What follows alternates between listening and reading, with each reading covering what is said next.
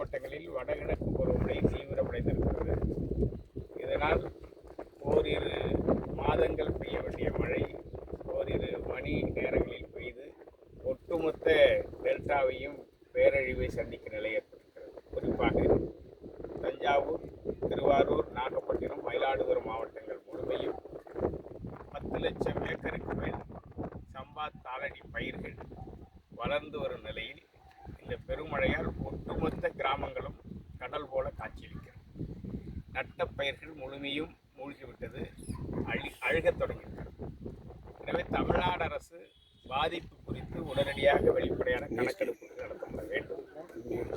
பயிர்கள் அழிந்த பயிரொன்றுக்கு பேரிடர் மேலாண்மை திட்டத்திலிருந்து ஏக்கர் ஒன்றுக்கு 30,000 ரூபாய் இழப்பீடு வழங்கப்பட வேண்டும்.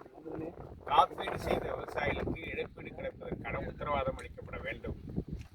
விவசாயிகள் பெற்றிருக்கிற கடன் முழுமையும் தள்ளுபடி செய்வதற்கு முன்வர வேண்டும். தொடர்ந்து மழை பெய்யும் என்கிற அறிவிப்பு வந்திருப்பதால் விவசாயிகள் அச்சத்திற்கு தள்ளப்பட்டிருக்கிறார். பள்ளமான பகுதிகளில் இருக்கிற மக்களை உடனடியாக மேட்டுப் பகுதிகளுக்கு அப்புறப்படுத்த வேண்டும். பேரிடர் மேலாண்மை துறை தனது பணியை தீவிரப்படுத்த வேண்டும். மாவட்ட நிர்வாகங்கள் வெள்ள பாதிப்பிலிருந்து மக்களை பாதுகாப்பதற்கான நடவடிக்கையை தீவிரப்படுத்த வேண்டும். விளைநிலங்கள் முழுமையும் உடனடியாக கணக்கெடுப்பு நடத்தப்பட வேண்டும். தேவையான பகுதிகளில் தேவையான நவீன இயந்திரங்களை கொண்டு பாதிக்கப்பட்ட பயிர்கள் குறித்து கணக்கெடுப்பு நடத்தப்பட வேண்டும்.